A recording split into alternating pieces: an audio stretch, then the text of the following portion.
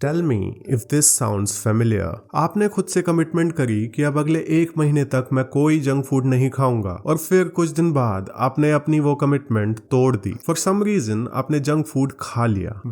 उसके बाद क्या होता है? उसके बाद हम और जंक फूड खाते हैं और बैक टू बैक वो सारी चीजें करते हैं जो हमने बोला था कि हम नहीं करेंगे। ऐसा लगता है कि मानो किसी ने हमें अपने वश में कर लिया है और वो हमसे ये सारे काम करवा रहा है। आज की इस वीडियो में हम इस प्रॉब्लम को ब्रेक डाउन करेंगे और ये समझने की कोशिश करेंगे कि ऐसा क्यों होता है, और वीडियो के अंत में मैं आपको इस प्रॉब्लम का सॉल्यूशन भी दूंगा। तो चलिए शुरुआत से ही शुरुआत करते हैं। आपके मन में ये विचार आना कि मुझे अपने जीवन में कुछ बदलाव करने की जरूरत है, ये दर्शाता है कि आप एक समझदार इंसान हैं और आपके अंदर एक तीव्र इच्छा है खुद को इम्प्रूव करने की। इस बदलाव के सफर की शुरुआत करना ही आपको 90% लोगों से अलग बना चुका है। अब सवाल उठता है कि हमसे चूक कहाँ पर होती है। हम शुरुआत तो अच्छी करते हैं लेकिन अंत तक क्यों नहीं पहुंच पाते? दोस्तों, अब अपनी अटेंशन को बढ़ा लो, क्योंकि मैं अब आपको 2 सबसे बड़े कारण बताने वाला हूं जिसकी वजह से हम फेल हो जाते हैं। पहला कारण, हम अपने लिए गलती की गुंजाइश नहीं छोड़ते। हमें लगता है कि एक बार गोल सेट करने के बाद हम अंत तक उस रास्ते पर बिना रुके चलते रहेंगे।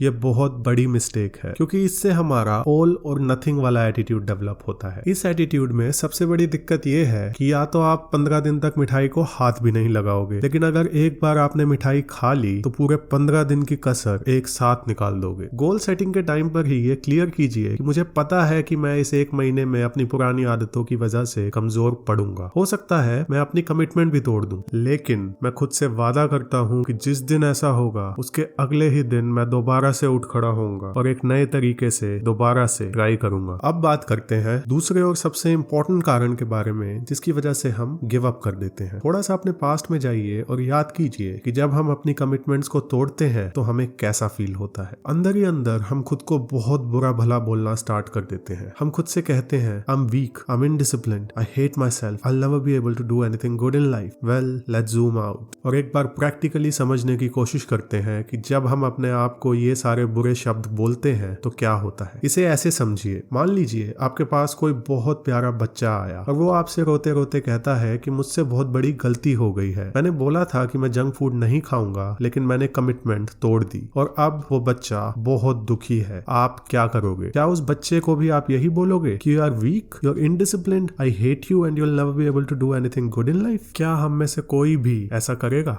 नहीं। हम पहले उस बच्चे को चुप कराएंगे, उसे शांत करेंगे और फिर उसको एनकरेज करेंगे दोबारा से कोशिश करने के लिए। जब हम सब दूसरों के प्रति इतने संवेदनशील हैं तो खुद अपने ही साथ इतना कठोर व्यवहार क्यों? सोचिए, जब आप अपनी कमिटमेंट तोड़ते हैं तो आपके भीतर भी एक बच्चा है जो बहुत दुखी है, जिसकी हिम्मत टूट रही है। उस समय उस बच्चे को जज मत करो, उसे बुरा भला मत बोलो, उसे शांत करो, उसे हिम्मत दो और कुछ भी करके उसका उत्साह बढ़ाओ। अगर आप उस मोमेंट में अपने अंदर के बच्चे को शांत करा पाते हैं तो आप नोटिस करेंगे कि आपकी cravings all of a sudden गायब हो जाएंगी और आप बेहतर महसूस करेंगे। लेकिन अगर आपने उस बच्चे को शांत नहीं किया तो वो आपकी धज्जियां उड़ा देगा। ये बच्चा हमारा मन है। या तो ये आपके दिए गए प्यार से शांत होगा, और अगर इसे प्यार नहीं मिला तो ये बिगड़ जाएगा। एक बिगड़ा हुआ बच्चा कुछ भी कर सकता है। ये हमें अपने वश में कर लेगा और हमसे वो सारे काम करवाएगा जिसमें इसे मजा आता है, चाहे वो हमारे लिए सही हो या गलत।